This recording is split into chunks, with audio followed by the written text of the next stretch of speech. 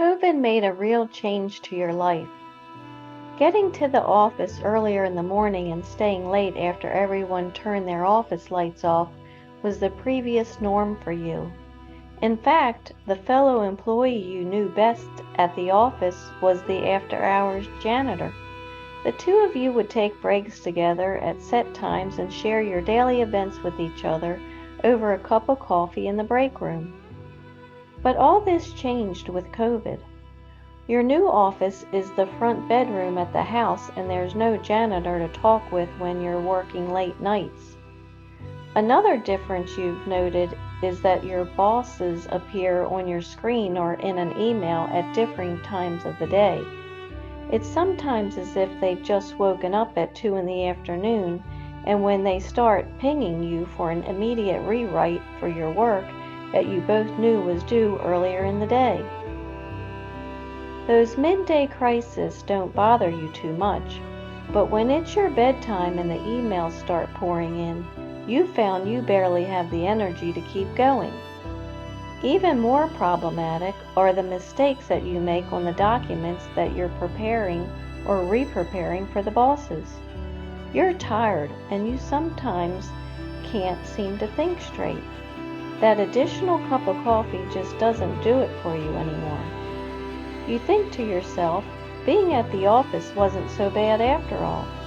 You sure miss those late night coffee breaks with your janitor. Sleep deprivation and high achievement. It's a cocktail that just doesn't mix for most folk. Being a high achiever, you take tremendous pride in taking on whatever assignment is thrown at you, meeting or exceeding the expected deadline, but your work of late has shown several flaws and some outright mistakes. In fact, one of your bosses has asked if you've got the COVID fog, that long-term COVID everyone is talking about, and suggested you might want to go have this checked out. But is it really COVID that's causing this? In speaking with a friend who trains with the Stoicess, you glean some insight that helps you immensely. It's the job that's taking away from your sleep time that's causing the issue.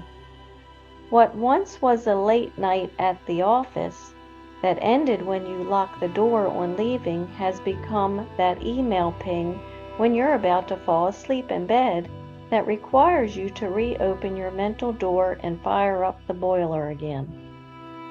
That rekindling of the mental flame is impacting negatively your mood, your health, and your ability to think clearly.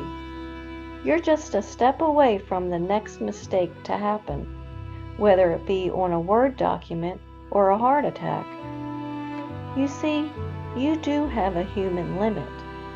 Being a high achiever can lead to increased mistakes if you don't bear in mind that you'll need more rest to be that outperformer of others.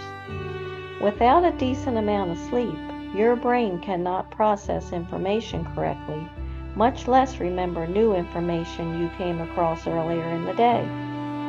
If you've ever had that feeling that you're just going through the motions, then you know what I'm talking about. Your brain has disconnected. That mental battery needs a recharge, and the plug-in it desires most is mindlessness and sleep. A trick the friend shared with you at the Stoicess uses is to watch mindless reruns on TV prior to going to sleep. She's doing something that reduces the drain on her mental battery that allows her to fall into a deep sleep quickly once hitting the sack. Maybe a no-brainer book you've read several times is your cup of tea instead of TV.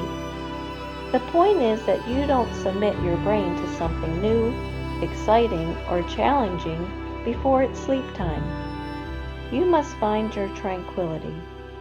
So, you know to keep it light, keep it simple, keep it a no-brainer.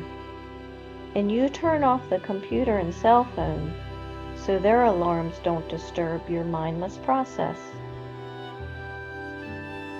Now, using my Stoic storytelling method. My job expects me to stay later than what was agreed on. Should I do it? I affirm that tranquility is nothing else than the good ordering of the mind. Marcus Aurelius. I will lie down and sleep in peace, for you alone, O Lord, make me dwell in safety. Book of Psalms. I will appropriately seek mindless time. I realize my brain has a biological limit and must be recharged to function correctly like all other things in nature. The character trait I improved was learning the importance of mindless activities. Thank you for sharing your mind with me. For your continued success, hear my secret. When your super duper mind begins to drag, it's those mindless activities you now need to flag. Now relax, control your mind, and be as you wish to seem, empowered. Remember, it's the situation keeping my connection with Him.